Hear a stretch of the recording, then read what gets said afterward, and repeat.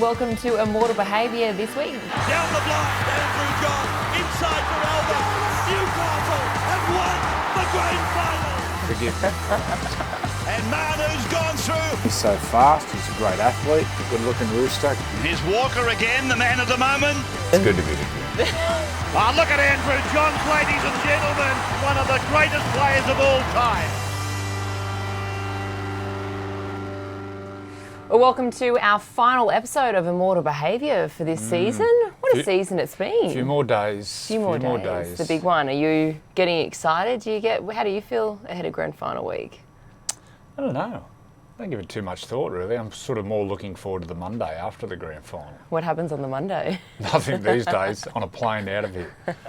But no, it's been a great series. Been a great semi-final series, one of the best I can remember. Yeah, we've had some great And this games. grand final, I think it's going to be one to remember. The storylines of this grand final are very exciting. It's perfect for the NRL. Yeah. Just absolutely perfect. Let's hope the game for the lives game. up to it. Yeah, I'm sure it will. Yeah. All right, Dally M Awards last night. What did you make of the awards and Nicho Hynes taking out the top honour? Yeah, I was surprised, not surprised Nicho won it, but just how much he won it by. I thought Ben Hunt would win it. I thought Ben Hunt's had a great year, but Nicho's been so consistent.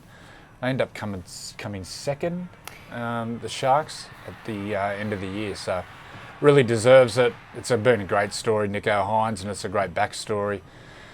He's had some challenges growing up, and it was really nice to see him and his mum there. It was one of the nicest speeches that I've seen. It was from the heart. It was he had the whole room captivated. He just gets it. He just gets it. He ticks every box. I met him a few weeks ago. My partner did a charity flow after dark yoga thing for Nathan Stapleton. And he was there, and he introduced me to his, what's he call him? His mindset his coach. Mindset coach. He spoke about it in the speech. Jared. Yeah. Who actually has done some courses with my partner on breathing and relaxing and all this sort of stuff. So you can see Nicho gives himself every opportunity. He's squeezing everything he can out of it. So good example for young ones. Tick all the boxes, give yourself every opportunity. It's not often that players leave the Melbourne Storm and kick on. And get even more accolades, more honours, more opportunities, and are more heavily spoken about. I'm surprised how well he went. I didn't know how he would go as a halfback. We've only ever seen him at fullback or 5'8", and it's a big difference playing those positions, playing halfback. But he killed it. Well what do you think about Dally M Awards for grand final teams? Can it be punishing? The whole week for a grand finalist can be punishing, especially when you live out of town. You got to come down for the grand final breakfast, and then does that still go on? So they do. They've got. Well, back in the day, they did you got to come down. You do photos. You got to do grand final breakfast and the Dally M, which can be a hard week. Because you can get to the end of the week, you can get Friday and you go, oh shit, I've got to play a grand final in 2 days. So there can be distractions. Speaking of the Dally M's, do you have any good stories from your time? Can you share any? Yep. I'll leave the ones involving me out. But what year was it? I missed when I did my knee. 2004. So without someone scoffing all the points, Bedsy actually polled really well.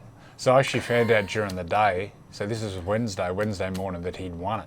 Someone said, you got to bring him down, because we weren't going to go, because we got beaten Sunday, Monday, Tuesday, do the math, Wednesday, horrors.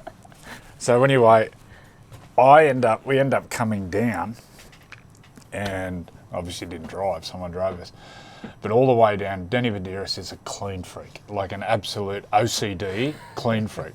So all the way down, I started on it. He's going, mate, you stink of piss. How much? Did you shower? What? What are you talking about? So come here, yeah. Oh, your hands smell of bourbon. Yuck. What? I said, it's coming out of your pores. And mate, I can smell it in your breath. He's freaking out. So it was just all day I'm just working on it. So then we get to the award night, and he thinks he's no chance. Anyway, we get to about 5 weeks out. He starts to pole. He starts to climb up. And our Jennifer Hawkins. Oh, Jen Hawkins. Our Jen Hawkins was presenting it. So I'm going, mate, imagine if Jen puts the medal over your head and she can just smell the liquor on you. And he's going, what?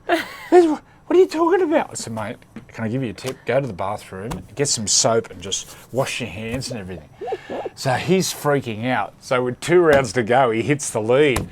And he's looking at me, he's going, mate, I can't get up there. I'm going, mate, you've got to go and wash your mouth out. So then he ends up winning it. And he looks at me, and I said, I'm only joking, mate. He goes, oh. Then goes up on stage. And I remember looking at him. I don't know if I was up on stage with him or something. But Jen gave him the medal. And, I sabotaged him today. Aww. Poor Bedsy. Poor Bedsy. Poor Bedsy. I feel like Bedsy's... Mr. Clean Freak. Bedsy's got himself into a lot of situations because of you. You're like the devil on his shoulder. That is right. I'm trying to think of other... So Bedsy, remember, we used to room together the whole time. So when he'd go to the toilet, even number ones, he'd take all his clothes off. What? Takes all his clothes Even off. his shirt off? Everything. He'd say, oh, mate, the splashes and, I'm like, mate, you're going to go get some help over this. I can send you in the right direction. Socks and everything? Everything. They're completely nude. Only in like in public toilets? Yeah, no, not in public. Okay. Well, I hope so. Yeah. Mr. Clean. Oh, that's so good. All right. Any other Delium stories? Well, actually, Bedsy used to carry hand sanitizer before COVID. Oh, Used to before carry it around. became the norm. No, mate, what are you doing? You smell of bourbon, Beds. Jeez, go and wash your hands. What are you talking about? Oh, Jen's up there. I feel like Jen alone would have made anyone nervous. Oh, yeah. Without you adding to Our it. Jen. Your Jen. Newcastle's Jen. Newcastle's own Jen. Yeah. Is she still Newcastle Knights fan? I don't know. Is her and her husband doing property development or Yeah, I something? think they're Northern Beaches killing based. it. Yeah. Don't know. No, she lives on the north side, I think. All right, well, let's get on to the footy chat. Eels, obviously, big game this weekend, but it's a pretty big game for a couple of Eels players, in particular, the ones who are departing, because much of the conversation this year has been about the fact that this could be their last chance because Reid Marnie's leaving, Isaiah Papali'i leaving. How do you think they'd be feeling heading into this game? Those two players? Yeah. I think they'd be nervous because, in all due respect, they're not going to clubs that are genuine premiership contenders the next couple of years, maybe in a couple of years, but definitely not next year. So they probably see this as then one big opportunity for the next 4 or 5 years of winning a title, and that's what every player aspires to. It's great to play rep footy, but winning a comp, that's what it's all about. Who do you think is a bigger contributor to the Eels' success, Papali'i or Reid Marnie? I think Reid. It's a tough one to answer. Reid's passing from dummy half, he just throws the bullets. Just watch that closely on Sunday night.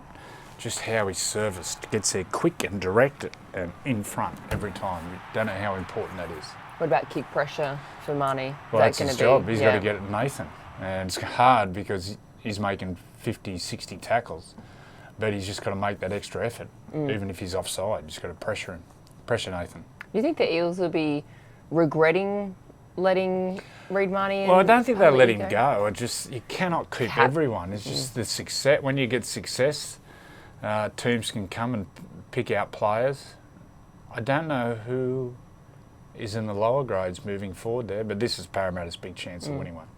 Obviously, the last time they were in the grand final, 2009. What do you remember from that grand final run? Hayne. It's the best run of form I've ever seen. Brett Mullins went on a run in 94, and I remember being blown away by that, but Hayne, he blew that away. He was just unstoppable. And all due respect, you have a look at Parramatta's team, when they got to the grand final in the key positions, you wouldn't really call 2 or 3 of them stars. He just carried the whole team. It was unbelievable. Who do you in the game today? Who do you sort of correlate or see similarities between Hayne's influence on a team and the game today? Well, the top players, Turbo, Tedesco, Munster. Those players. I suppose Munster towards the back end of the season too, when they had barely any players left and just people carried going down with injury. Gus's influence on the Penrith Panthers. obviously he was such a big contributor to their growth from all the younger grades and stuff. But there is some criticism and some people saying, oh, maybe it's not as much of a credit to Gus, what was built out there. But how big of an influence do you see Gus's work with the club to where this team is now? Well, it's hard from the outside looking in, you got to say he's a major contributor. He got there, made some big decisions, moved a lot of players on. Totally changed, I think, the way the junior structure was coached. He went in and put people higher than the junior coaches who oversaw everything and who would talk to the junior coaches and report back to him. So from the outside looking in, without being there all the time, I think he's been a huge contributor. Have a look what he's done to the Bulldogs. They're going to be around the top 8 next year. Look, we all know he's a genius. It's like a dynasty that they've got out at Penrith, because you look at what they've done in the lower grades. SG Ball flag, New South Wales Cup. New South Wales Cup, they've won it. It's incredible, absolutely incredible. And the production line is just going to keep going on and on and on. How do you see that happening at other clubs? Say for a team like, I know when you speak often, you speak often about the depth and the juniors coming through at Newcastle. What needs to be implemented for other teams to get that growth right from the bottom? Well, speaking from Newcastle itself, I think Newcastle, we need to sort out the DNA of the club, how we want to play at the NRL level, and then work out what our DNA is, and then work out, okay, if we're going to play that style, how do we educate our young players coming through from 14, 15, right through to 18, 19, to implement that style of play? Have we got the right characters in the club to implement the way they play? Have we got the right leaders there in key positions? And then if we haven't, we go out and buy the best. And the best model I've been involved with at the Knights in the early days, that was the model. Build from within, find the position we were deficient in, and we went and bought Ben Kennedy. And that was the best era the Knights have had, the late 90s, the early 2000s. Do you see it happening up at Newcastle? It's going to take time, but it's going to happen. It'll happen for sure. There's a lot of work being done behind the scenes, and the SG Ball team on Jersey Flegg got beaten in the grand final by a point by Penrith, I think. So in the Flegg, so apparently it's a few of those young players have started to come through and train with the senior team. And by all accounts, there's big raps on it, but they're 2 years off. Yeah, and that's the thing. It is sometimes patience. It's end of next year, maybe. Yeah, but sort of 2 years. Yeah, but we've got to build from within. Have to build from within. Well, also coming up this weekend, we've got a really important and really special documentary, Rabs' documentary, which will be airing at 7:30 on Friday night. A certain someone ducks out of dummy half late in the grand final, Newcastle and Manly. Johns. Yeah, and everybody thought he would go with a long ball left, and he decided to go down the blind side. Down the blind, Andrew John. Inside for Elba. Elba will score. Elba will score. Newcastle have won the grand final. Elba is over. I still get emotional now watching it. Well, I think one of the best moments of my footy career, one of the best moments of my life. I'm looking forward to this one. Yeah, I can't wait. It's such What are you going to do Friday night now? There's no footy. Well, you've got Rabs doco. I'm not going to talk to the family. Well, he's just the iconic voice of not only rugby league, of swimming. His commentary in swimming was so good. What was the one when was he calling Susie O'Neill's and he's calling it, and then he sort of went into fan mode and was screaming for her to get the result or the record or something. But in rugby league terms, it's just a voice of a couple of generations, and to start playing and hearing Rabs call your name was really special. I remember the first time I met Rabs, it was, I felt starstruck. Yeah. What was it like? Same. Same. And it was funny because he never really sort of mixed or never came down the sheds or anything like that. I don't know why he kept that distance.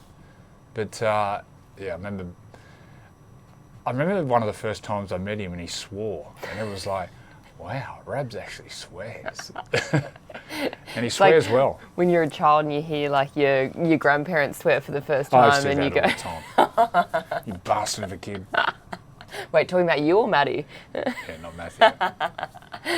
All right, well, we obviously do have the World Cup coming up as well, following the grand final. And we do have the Samoan squad here. We've had a couple of people reach out on Twitter and social media asking what your starting 17 would be from the Samoan squad. So just quickly, just before we came here, fullback Joseph Suali'i, on the wings Brian To'o and Taylor May, Penrith boys, and then the centres, the Penrith boys, Isaac Tungo, Stephen Crichton, Jerome Luai, 5'8", Anthony Milford, halfback. Now the front row and the forward pack, listen to this.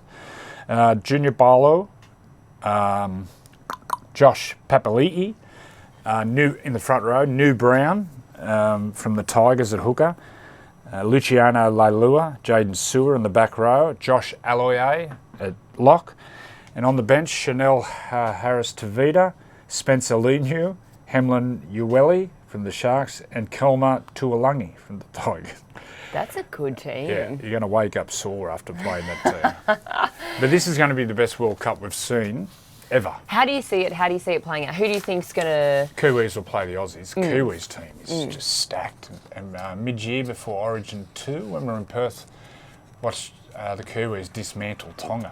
And I think the last time Tonga played Australia, they beat them. So it's, I think the players should be applauded from the Pacific Island nations, players like Joseph Suali'i and Junior Barlow, To'o, Mate, Luai, all these players who have made the sacrifice to play for, would you say, their families, heritage? I think it's paying respect to their family heritage. Yeah.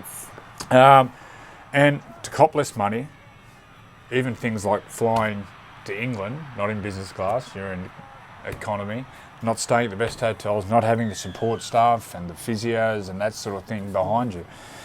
But it's going to make international footy keep going higher and higher. And this, I don't know about this one, this World Cup, but definitely next one.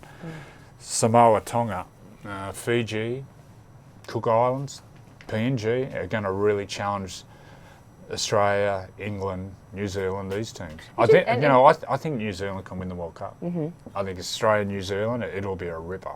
Well, it just makes it so much more interesting for fans too. You're seeing your big name players playing for a number of teams. It makes the competition interesting. And it dilutes Australia's forward pack. Like you look at that, Junior Barlow, I just forgot his name. Josh Papali'i. Oh, yeah. Sorry, I get mixed up. In my mind, I'm still pronouncing it the old way. You know, these sort of players, they'd be playing for Australia. So it dilutes Australia's forward pack a little bit, but makes it so exciting. And well done to the players. Well done for making this sacrifice. I think it should be applauded. And we just need to sit down in the off-season and sort out some hard and fast rules for Origin. The tier system. Yeah. So these players can play for Samoa, Tonga, Fiji, but it can play Origin.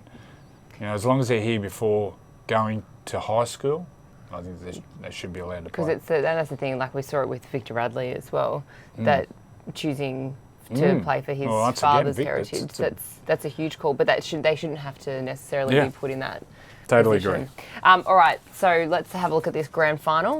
All right, what's going to be the key for both sides? Let's start off with Parramatta Eels. What's going to be key for them for victory? Well, I think the kicking game, you've got to get so much pressure. You've got to sustain pressure on Penrith. South Sydney did it the other night for 37 minutes and then just couldn't continue with it. How you hold pressure and put a team under pressure is your kicking game. So with that, I think they need 2 repeat sets each half, which gets you 4 or 5 repeat sets. Need some tries off kicks. They're so hard to break down defensively. And the big one is the ball movement. They've got to move the ball, they've got to offload, which they do. And their unpredictable style of attack worries Penrith. So ball movement, offloads, but it's a fine line. It's got to stick. If it doesn't stick, you're in trouble. If it sticks, you know, the longer the week goes on, the more I think there could be an upset. You could think the Eels could be... Yep. I think they're a massive, massive chance. What about for the Penrith Panthers? What's going to be key for them? Well, number one, I think they've got to unsettle Mitchell Moses. I think if they get to Moses, he's the real key for Parramatta. On-ball halfback. Does most of the kicking, organised as well. They can get to Mitchell Moses, can put him off, but also Para. I think they start well. If they start well and fall into their rhythm, they're just near impossible to stop. We saw that bit of the stop-start game against South, down 12-0, but once the game started to flow, they found their rhythm.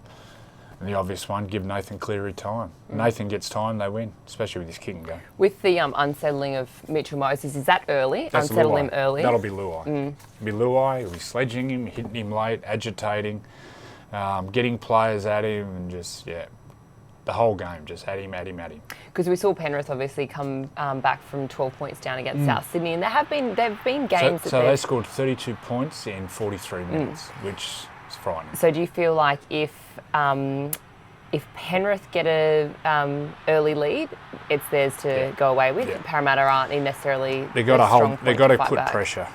Para have to start well and put some pressure on Penrith. It's so hard because they're down 12-0 and prelim, and Nathan just stays cool and calm. Isaiah Yeo stays calm. Abby Coruscant stays calm. They brought him on. They brought him on. It's totally changed it. So they got to start well, Para, and got to put them under pressure. All right. What are some matchups that you're looking forward to most?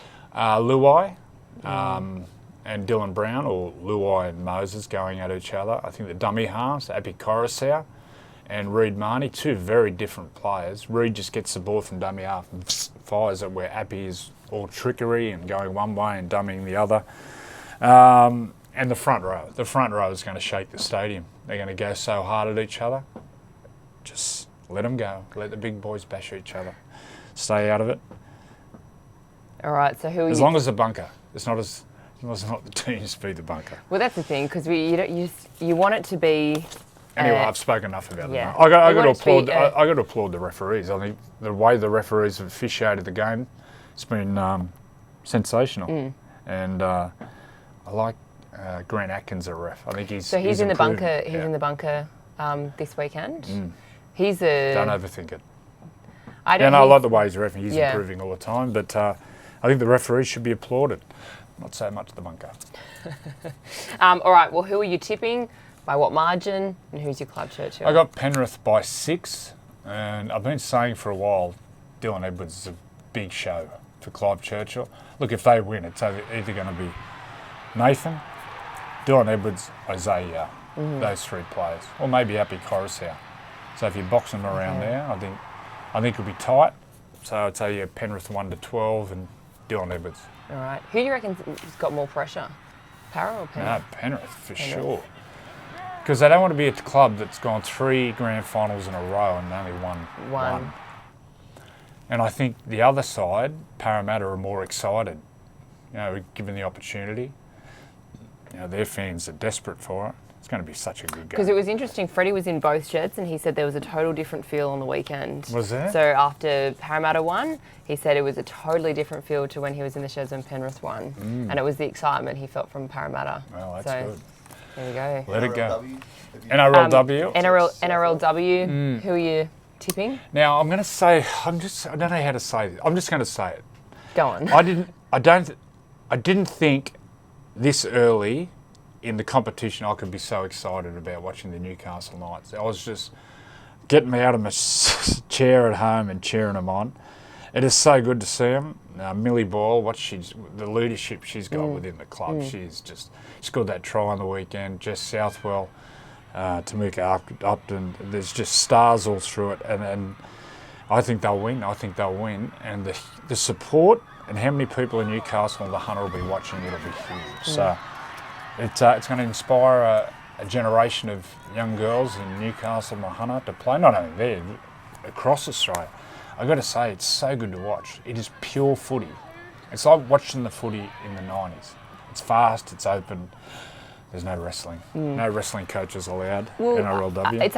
I've actually enjoyed watching when we were at the game at Allianz. It was one Sunday afternoon and the girls were playing, your Knights girls were playing, and we actually had to go out and shoot something out the front. Against the Broncos, was it? Yeah, I think it was. Yeah. And you wanted to go down into the sheds to speak to them. Yeah. So you've actually had a bit to do with them. Really excited for it. Really excited. Obviously, I did some work in the off-season with Jess Southwell. And I've said in the past, we're looking at something very special. And I look forward to watching her career for the next, 15 years. Yeah. You know, she'll cross over codes, she'll win Olympic gold medals in rugby sevens. She won Dally M Rookie of the Year as well. Rookie, she won a gold medal at the Com game. Still hasn't turned 18. Can't go to a pub for a drink, which is probably a good thing. That could be the secret to the success. I wonder when she turns 18. Oh, don't. You can't take her out. But you know what?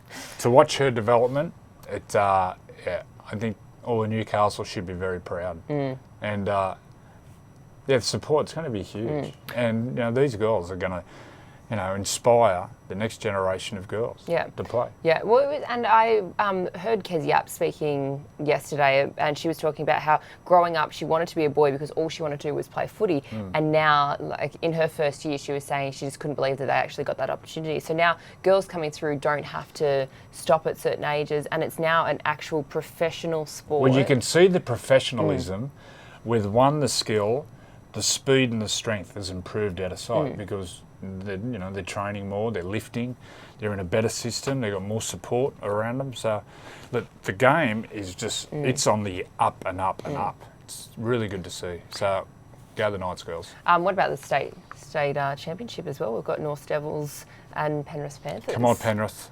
We need one victory over Queensland. We don't really listen to any more BS. That's going to be the quote of the year.